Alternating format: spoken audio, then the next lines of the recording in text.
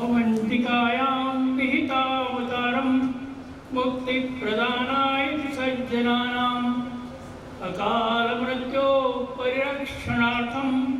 वन्दे महाकालमहं सुरेशम्। ज्योतिर्लिंग महाकालेश्वर विक्रमादित्य जो न्याय प्रिय राजा थे और भर्तृ महाराज और महर्षि सांदीपनि की शिक्षा स्थली में इस त्रिदिवसीय संगोष्ठी का आयोजन महर्षि सांदीपनि वेद विद्या प्रतिष्ठानम,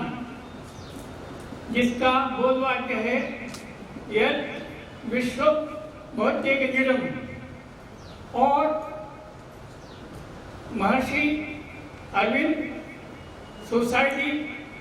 पुदुचेरी शाखा उज्जैन के माध्यम से यह आवास सहित संगोष्ठी का आयोजन किया गया। हमें परम सुखद और आश्चर्य हो रहा है कि देवी कृपा से उत्पत्ति स्थिति संहार कारिणी क्लेशहारिणी सर्वश्रेयस्करीताम न तो हम राम वल्लभाम, जगत जननी का वही स्वरूप जो त्रेता में सीता माता के रूप में उपस्थित था, वही परम आह्लादनी शक्ति हमारी श्री माँ हमको आशीर्वाद दे रही हैं। और उन्हीं की कृपा से, उन्हीं के आशीर्वाद से यह संगोष्ठी सफल हुई, यह मैं हर्ष के साथ अभिव्यक्त कर सकता हूँ। अपने चतुर्दिक व्याप्त समस्याओं का अध्ययन करना, उसके पार उसके निराकरण का रास्ता ढूंढना और उसको क्रियान्वित करना, ऐसे सत्य संकल्प के साथ जिनने अपना काम शुरू किया था, ऐसे पद्मश्री महेश जी शर्मा शिव गंगा अभियान के प्रेरक और उसको कार्य में परिणित करने वाले, सत्यम शिवम सुंदरम की कल्पना करने वाले ऐसे महान भाव के अध्यक्षता में हमारी यह संगोष्ठी प्रारंभ हुई थी। संगोष्ठी के उद्घाटन में हमारे विक्रम विश्वविद्यालय के कुलपति श्री बालकृष्ण जी शर्मा साहब, जो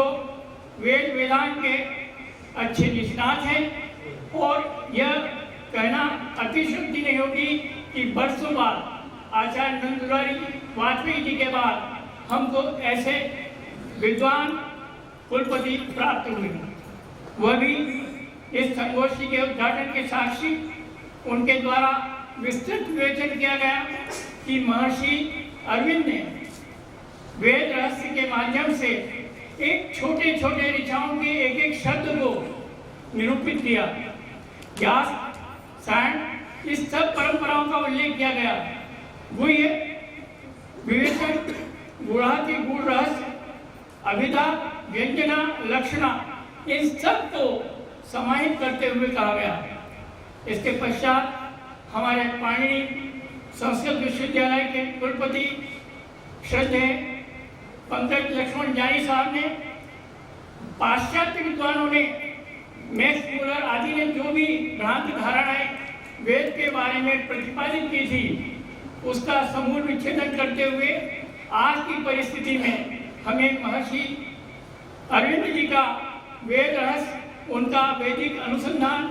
और उस सबको कार्य में किस प्रकार परिणित करना है, और हमारे वेद विद्यालयों की क्या भूमिका हो सकती है,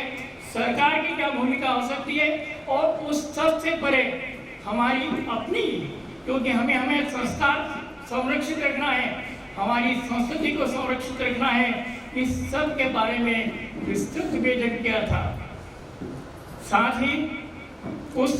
समय मौजूद संत ने भी उसी प्रकार से इस पीड़ा को अभिव्यक्त किया, और इसके लिए जो भी सहयोग कर सकते हैं वो संत संप्रदाय हमारे महामंडलेश्वर उज्जैन के सब कार्य करने के लिए तत्पर हैं, और वो जो भी सहयोग मिलेगा वो करने के तैयार है, ये एक शुभ संकेत है। उसके पश्चात दूसरे सत्रों में निरंतर जो 7 सत्र हुए हैं, उनमें हमारे महानुभावों ने, अध्यक्ष ने, अतिथि ने और शोधार्थियों ने अपने अपने तरीके से विभिन्न विषयों पर जो पढ़े गए हैं शोध, वह सब प्रस्तुत करते हुए यह बताया कि महर्षि अरविंद असीम सीमा से परे हैं और उनको समझने के लिए उनके कहे हुए शब्दों के प्रतिपादन के लिए एक विशेष सत्रों से इसकी व्यवस्था नहीं हो सकती। निरंतर काम करने की आवश्यकता है और इस सोसाइटी ने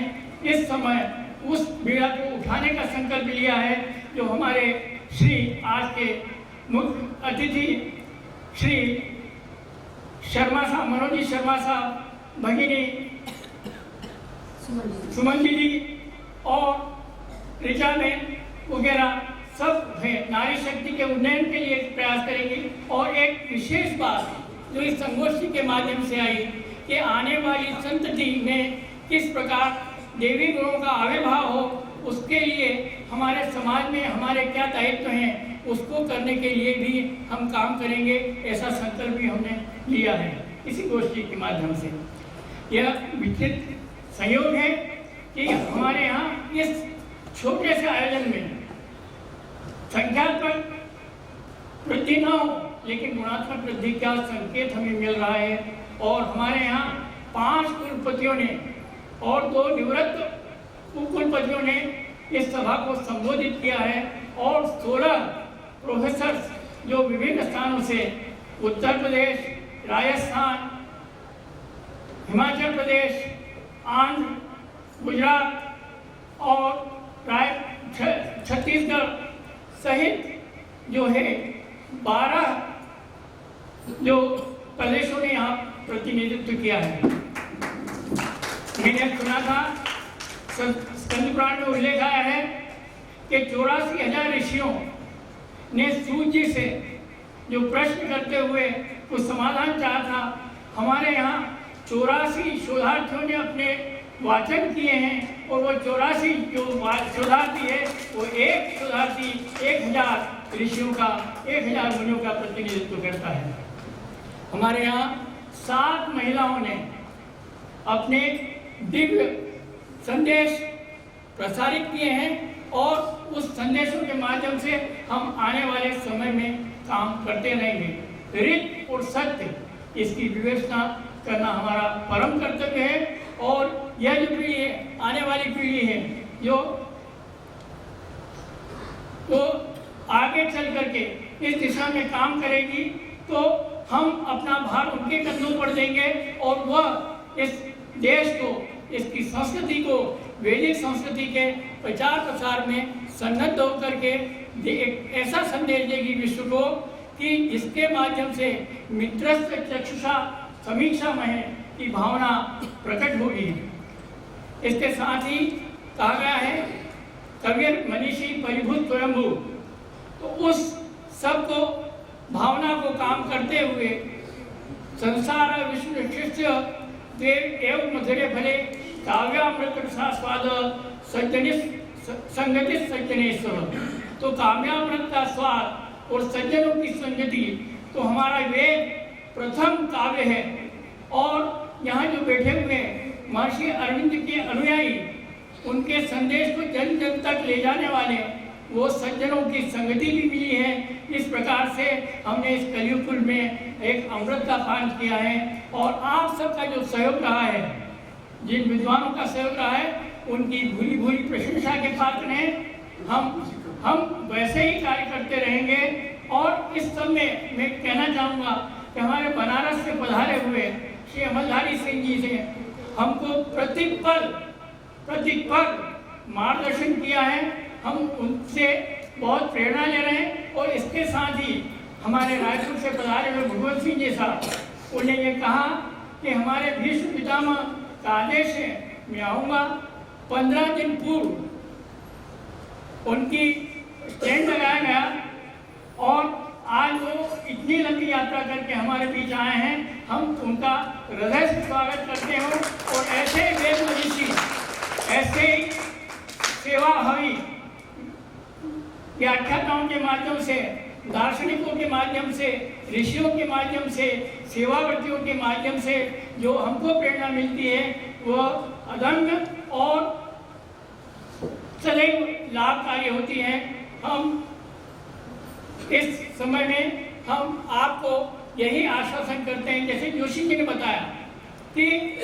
इस समय का उपयोग हो सकता था, लेकिन हमें ये था कि आने वाले जो हमारे विद्वान हैं वो लंबी लंबी दूर से यात्रा करके हुए आए हैं, कई बार उनको आरक्षण भी नहीं मिला, इसके बावजूद उन्हें कठिन तपस्या करते हुए दी, तो उनको कुछ आराम की आवश्यकता भी है। आपका सुझाव बहुत समीचीन है, हम उस पर आने वाले समय पूर्णतः विचार करके उसको क्रियान्वित करेंगे। और जैसा कि आपने बताया कि डॉक्यूमेंट्री फिल्म प्रसारित करना थी, तो वो भी हमारी तैयारी थी, पर सब थके हुए थे। आपने देखा कल जो सत्र हुआ, में बड़ा अच्छा लगा मुझे कि 3 बजे से प्रारंभ हुआ था और रात्रि के 7:30 बजे तक कंटिन्यूस चला, लेकिन सभी श्रोताओं ने, सभी सहयोगियों ने बगैर किसी निर्बाध गति के उसको सुना, उसको हृदयंगम किया और आगे उसको क्रियान्वित करेंगे। सोसाइटी यही भावना रखती है और आप सबका अभिनंदन करती है, आप सबका सहयोग है और इसी प्रकार का सहयोग सदैव मिलता रहेगा। धन्यवाद।